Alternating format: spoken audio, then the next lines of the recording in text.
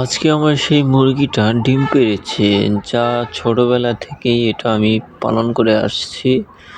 তো এই মুরগিটা ২টো ডিম পেড়েছে, দেখতে পাচ্ছেন আপনারা। এই মুরগি এখন বয়স হয়ে গেছে।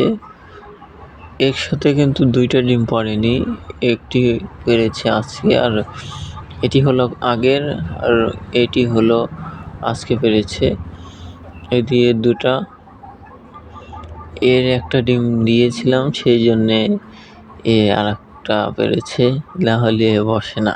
তো মুরগি বেশ ভালোই হয়েছে যে আমার খাটের উপর সে ডিম পাড়া শুরু করেছে। অনেক মুরগি রয়েছে যা জায়গা না পেয়ে ফাঁকে ডিম পাড়ে, যা তার মালিক জানে না যে ডিম পাড়ছে।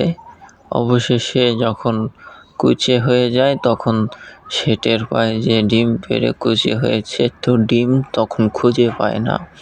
তো অন্য বাড়িতেও প্রত্যেক মুরগি ডিম পাড়ে। তো এই মুরগিটার অভ্যেস ভালোই হয়ে গেল যে আমার খাটের উপর সে ডিম পাড়া শুরু করেছে। তো এই অভ্যেসটা অনেকটাই ভালো। তাছাড়া আপনি যদি অভ্যেস না হয় তাহলে এই মুরগিটা কোথায় গিয়ে ডিম পাড়বে আপনি খুঁজে পাবেন না। এরপর ডিম পাড়তে পাড়তে যখন শেষ হয়ে যাবে তখন কুচে হয়ে যাবে এই মুরগিগুলো। তারপরে আপনি ডিমও খুঁজে পাবেন না, শেষমেশ ওই কুচা হয়ে যাবে মুরগি। তো আপনার এই অভ্যেসটা আপনি মুরগিকে করাতে পারেন।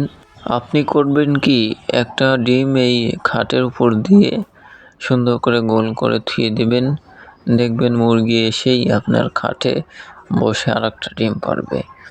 তাহলে তার অভ্যেস হয়ে গেল। আর এই ২টা পেড়েছে ২ দিনে, প্রথমেই এই ডিমটা পাড়ল।